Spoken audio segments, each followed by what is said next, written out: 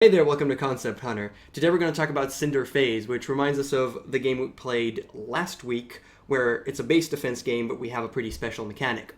Cyndre Phase does something much more standard by having you shoot stuff that come at you and just defend your base, which is, you've seen it a million times before.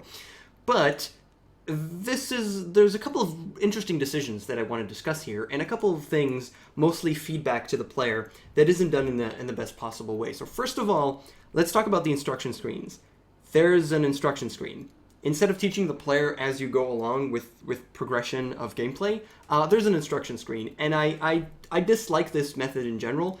It kind of works here. It's kind of okay because it's incredibly simple.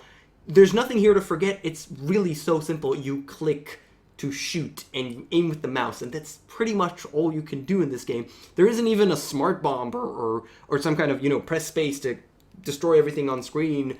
There's nothing like that. It's just click, shoot, aim, mouse. 4 words. That's it. So it might be okay in this sense. But there's a lot of other information that's actually really, really relevant. One of it, before I talk about the accuracy, let's talk about the power-ups. So the power-ups, you don't need to shoot them for them to actually make it to you. They wanted to make sure that you only shoot missiles, you only shoot stuff that could harm you, and you don't shoot the power-ups in order to have them take effect, which is done in a lot of other games. Now, this is an interesting decision because I can understand where it's coming from. You don't want players to waste, shots or even thought about these power-ups. You just want them to happen.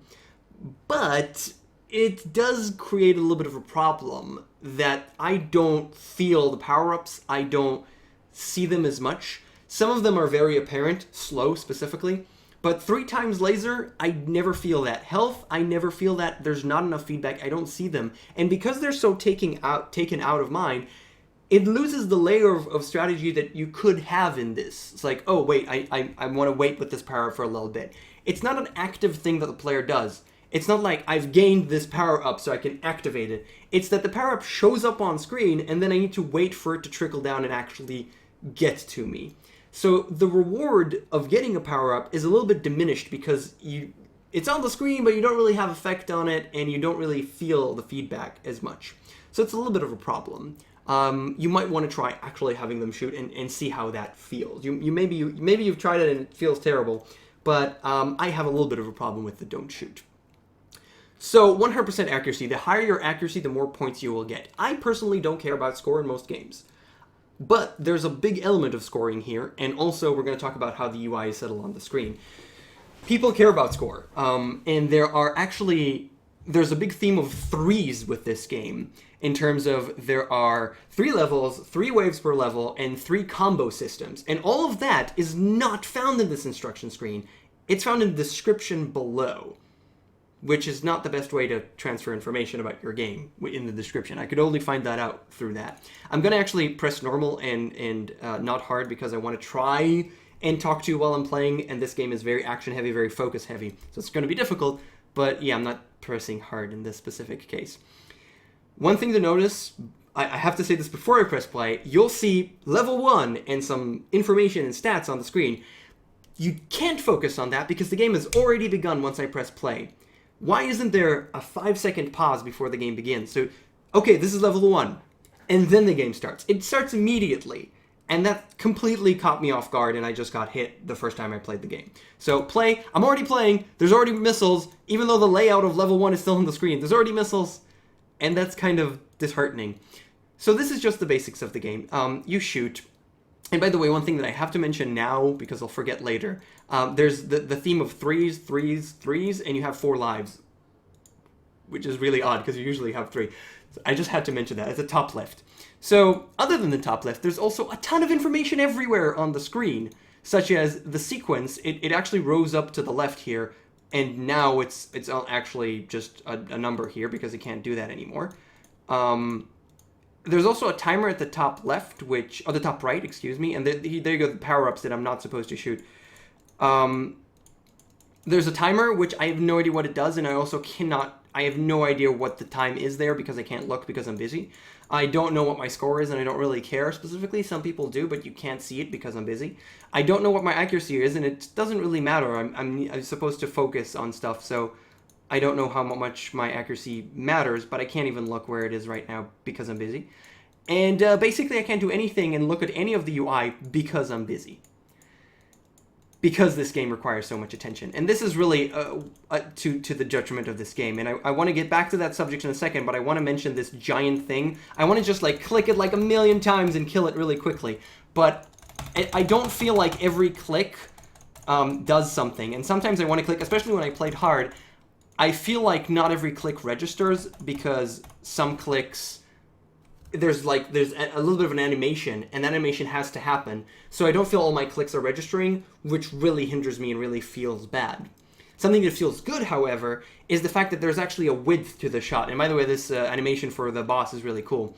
Can I pause it? Yes, I can. Wonderful. So I just have to think. So there's a width to the shot, which means that you can actually shoot not only is the hit scan, which goes all the way, but it's also, there's a width to it, so things that are right next to each other, you could also destroy. And that's actually really, really cool. That feels really, really good. So I can't process all this information. And there are ways to do it, such as, you know, you could tell me my accuracy between waves. That's a good time to tell me my accuracy. Should you still have it on the screen? Probably for people who care, but that's information that I want to see at some point, but I can't follow it up all the time. The timer now is gone because I'm at the boss stage. The lives, I guess you could, that's fine as well. My HP, my life, by the way, this is bars, that's my HP. I can barely see it. It makes more sense to actually put it on the thing itself.